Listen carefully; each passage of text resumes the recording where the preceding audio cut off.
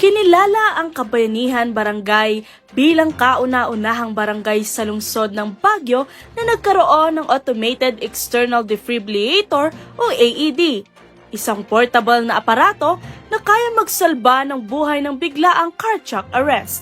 Simple, may voice instructions at madaling gamitin ng kahit ordinaryong residente. Ang cardiac arrest ay isa sa pangunahing sanhi ng biglaang pagkamatay ng isang tao.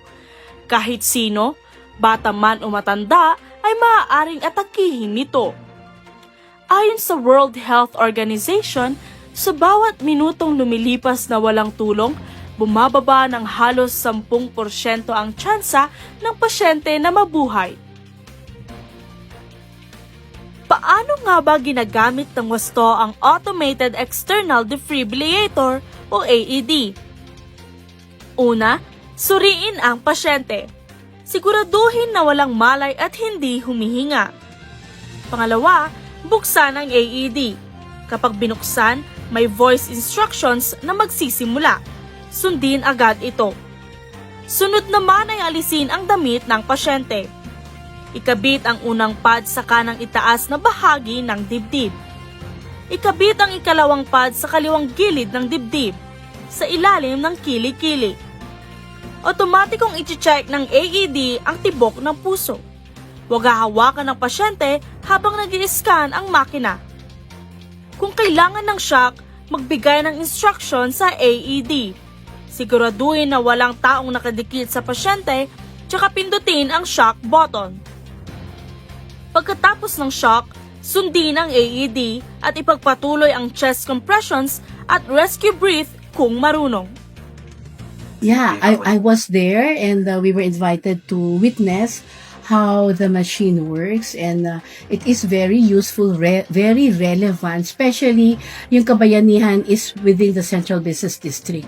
So anyone who might have a heart attack and then falls down and the heart stops beating, importante na may defibrillator. Ang inisyatiba ng Kabayanihan Barangay sa pangunguna ni Punong Barangay Eladio Ortinero ay nagsilbing makabuluhang hakbang para sa kaligtasan ng komunidad. Isang proyektong kinilala at hinangaan ng City Health Services Office. With the close coordination with the City Health Services Office na Emergency Medical Services, they suggested na we avail of this one para sa in case mga emergencies na kailangan, mayroon magamit.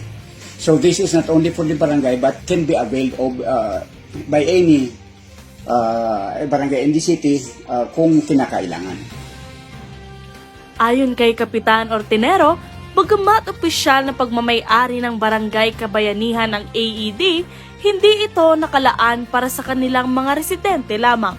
Bukas ito para sa sinumang mangangailangan, lalo na't ang barangay ay nasa sentro ng lungsod. Tiniyak din ng pamunuan na handa silang tumugon anumang oras. At may mga tauhang sinanay upang gamitin ang AED kapag kinakailangan. Para sa kanila, ang pagbili ng aparato ay hindi lamang proyekto, kundi isang mahalagang pamumuhunan para sa kaligtasan ng kanilang mga kabarangay at buong komunidad. Isang masave natin na life, that would be parang sulit na. Isang maliit na makina ngunit may kakayahang magligtas ng buhay. Isa itong patunay na sa Barangay Kabayanihan, ang tunay na bayanihan ay buhay at patuloy na tumitibok. Sa ngalan ni JP Galapia at Lester Mejia, ito si Dana Is Velasco para sa PIO Baguio Balita.